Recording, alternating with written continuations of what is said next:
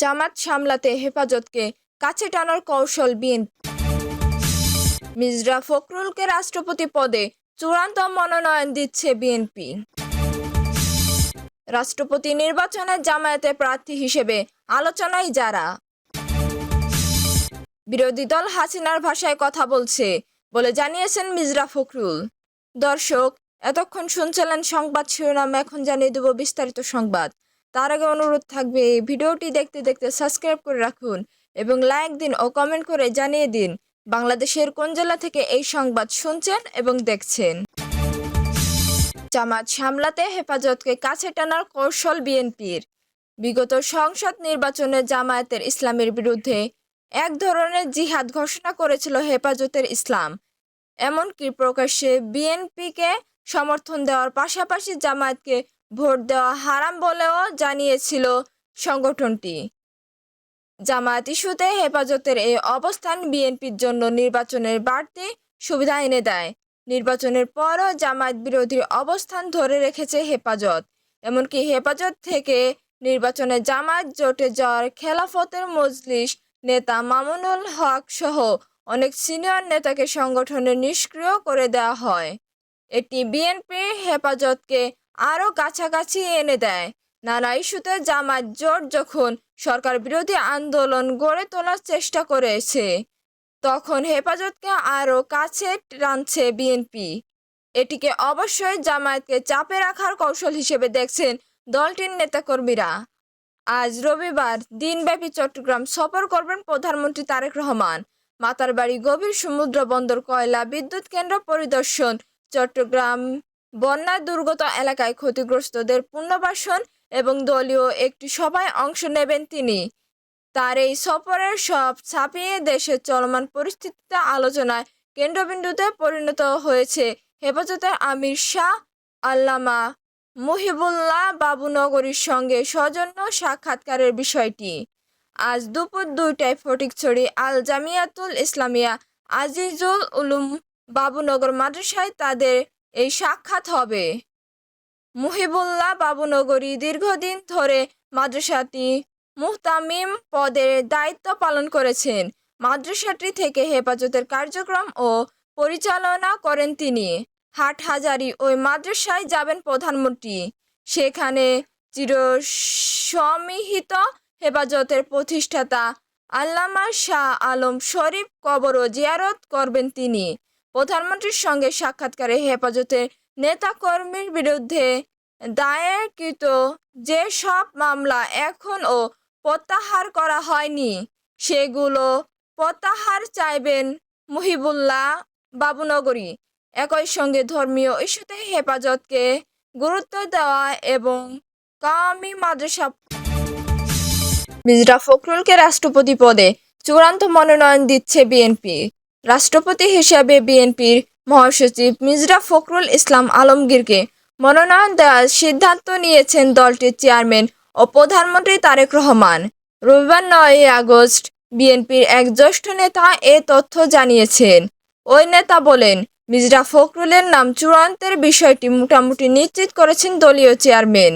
BNP আরও কয়েকজন জ্যেষ্ঠ নেতা জানিয়েছেন, প্রার্থী চূড়ান্ত করার সিদ্ধান্ত এককভাবে তারেক রহমানের ওপর নির্ভর করেছে এবং তারা আনুষ্ঠানিকভাবে তার সিদ্ধান্তের কথা জানেন না।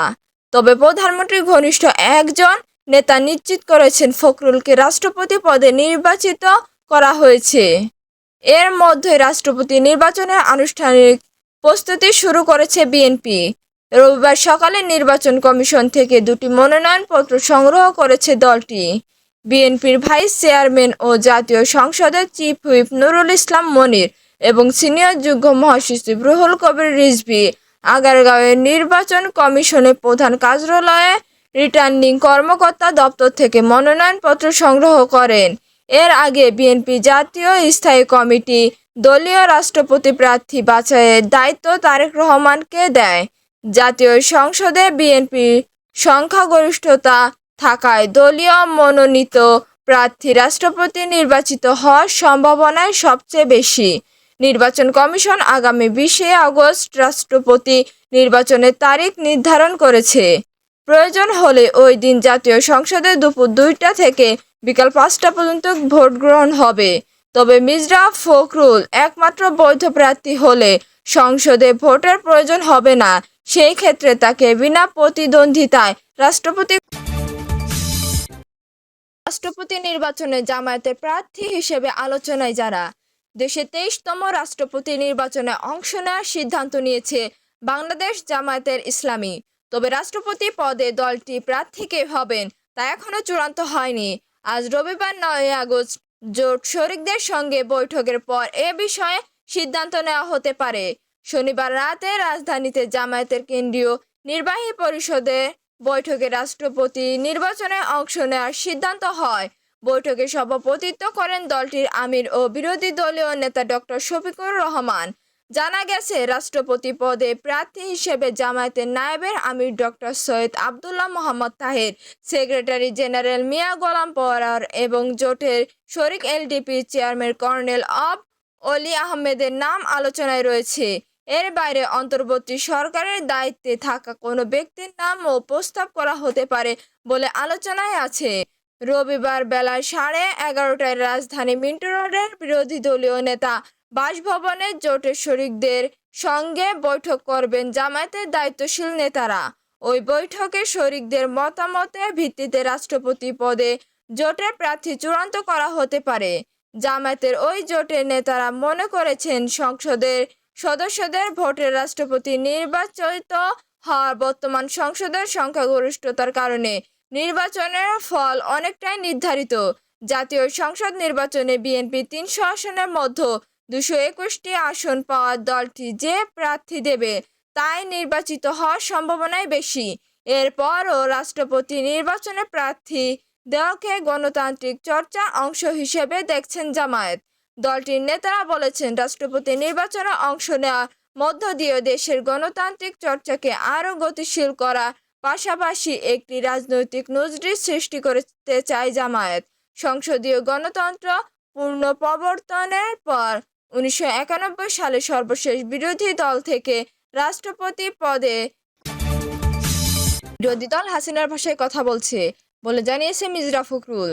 স্থানীয় সরকার মন্ত্রী বিএনপির মহাসচিব মির্জা ফখরুল ইসলাম আলমগীর বলেছেন, আমাদের যে বিরোধী দল আছে তারা আগের মতো ভূমিকা পালন করে হাসিনার ভাষায় কথা বলছে। চলতে দেব না, কাজ করতে দেব না। দেশের অনেক সমস্যা আছে, 4-5 মাসে সব সমস্যার সমাধান করা সম্ভব নয়। রবিবার 9 আগস্ট দুপুরে রংপুর শিল্পকলা একাডেমির মিলনায়তনে চ্যারিটি সংস্থা লাভ শেয়ার বিডির চা ঘর স্থানান্তর অনুষ্ঠানে প্রধান অতিথির বক্তব্যে তিনি এসব কথা বলেন।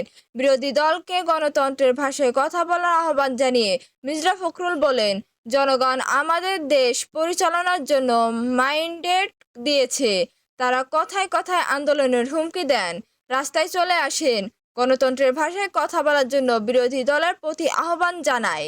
বিরোধী দল জামায়াত ও এনসিপির নাম উল্লেখ না করেই বিএনপির মহাসচিব বলেন, তাদের ভাষায় এই মুহূর্তে সব সমস্যার সমাধান করে দিতে হবে। দেশের গ্যাস সংকটের কথা উল্লেখ করে তিনি বলেন, আওয়ামী লীগ 17 বছর ক্ষমতায় ছিল, তারা কোনো গ্যাস ক্ষেত্র থেকে গ্যাস উত্তোলনের পদক্ষেপ গ্রহণ করেনি। আমরা কাজ শুরু করেছি। তিনি আরও বলেন, দিনাজপুরে মধ্যপাড়া কঠিন শিলা খনি বন্ধ হয়ে গেছিল, আমরা তা চালু করেছি। গ্যাসের সমস্যা সমাধানের উদ্যোগ নেওয়ার কথা উল্লেখ করে মির্জা ফখরুল বলেন, বিদেশ থেকে বিলিয়ন বিলিয়ন ডলার ব্যয় করে তেল ও গ্যাস আমদানি করছি। ইরান আমেরিকা যুদ্ধের কারণে আমাদের 4 বিলিয়ন ডলার ক্ষতি করে আমদানি করতে হয়েছে। আমরা দ্রুত সমস্যার সমাধানের চেষ্টা করছি। জিনিসপত্রের দাম কিছুটা বেড়েছে স্বীকার করে মন্ত্রী বলেন, আমরা চেষ্টা করছি মানুষের ক্রয় ক্ষমতার মধ্যে নিয়ে আসার জন্য। আমরা